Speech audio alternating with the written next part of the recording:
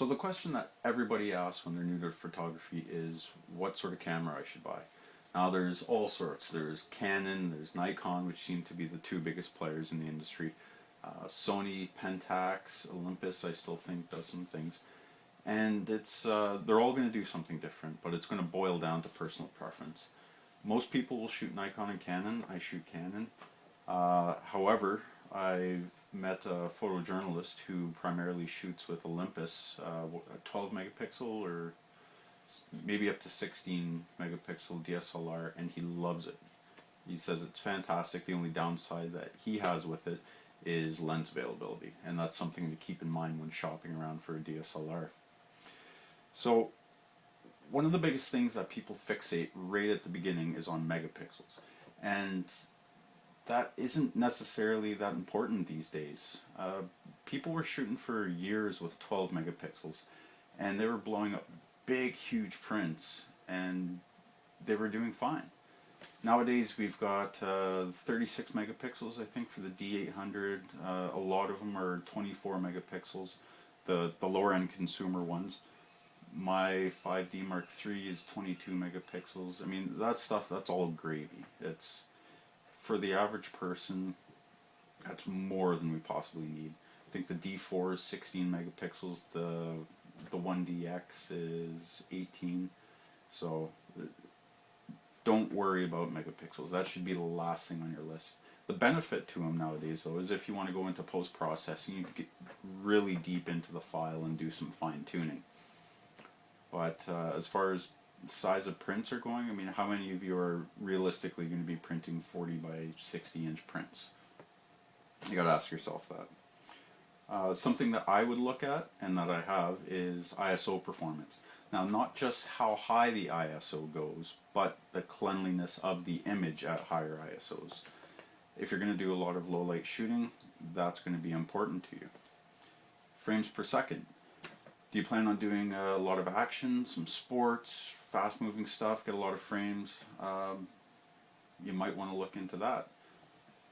Video. Do you even want to do that? Do you want to pursue video? Is it something that's really important to you, or is it just a nice to have sort of thing? If it's a nice to have, all the DSLRs, modern DSLRs now do video, so just anyone's going to be fine. However, I believe Canon's still the king of video DSLRs, and especially since Magic Lantern just broke RAW capabilities in the 5D Mark III, and I believe they're working on other cameras as well within the Canon lineup. One of the things I always tell people to do is, when choosing a DSLR, go hold them in the store. Feel them. What feels best to you? What's more ergonomic in your hands? And the button layout. Does the layout on the back and the top of the camera make sense to you? If it doesn't, well, then you should try something else. And if a certain body cramps your hand versus another one, that's another important factor. Like I said, Canon, Nikon, they're all very, very good. And some years Canon's going to be on top, others Nikon's going to be on top. It's up and down, it's all over the place, so don't be concerned about who's the best right now, because that's constantly going to be changing. And that changes, however, we end up paying for it in the end as well. So, more important than the lenses is, or sorry, more important than the body is the lens. Most people would be hard pressed to tell the difference between a lower end Rebel, we'll speak in terms of Canon because that's what I'm most familiar with, would have a hard time distinguishing a file from a lower end Canon to let's say a 1DX, if they had the same lens on it. Most people just wouldn't be able to tell the difference. So glass is going to be where you want to spend your money on. You're far better off to get a lower end body, higher end glass, than higher end body and low end glass.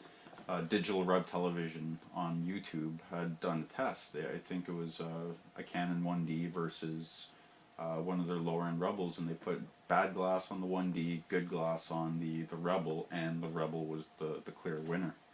So keep that in mind when you're purchasing a certain system.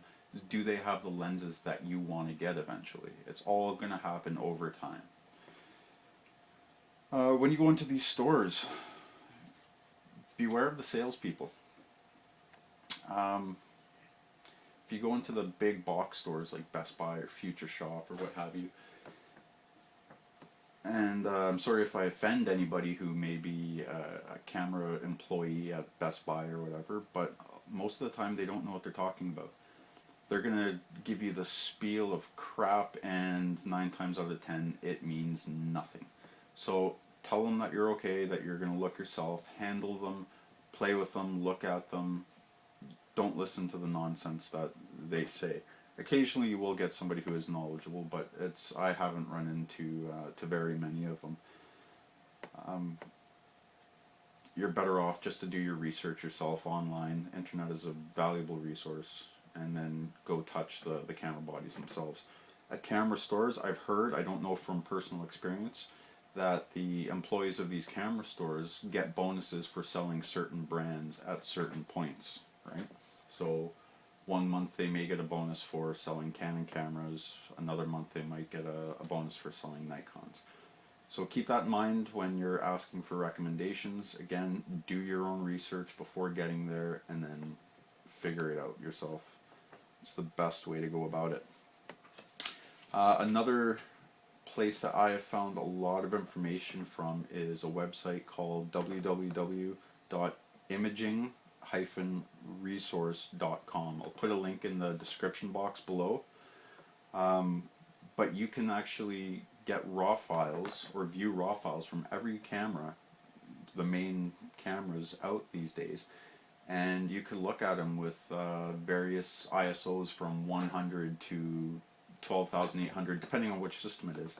And you can dissect the image and see what the performance looks like. You can see the colors that they make, ISO performance, sharpness of the image, contrast, everything. So to do that, you go to imaging-resource.com. Near the top, you choose cameras, choose the body that you want. Once you've chosen the body, again near the top, you're going to have a whole selection of things to choose from, and you want to choose samples to view the imaging.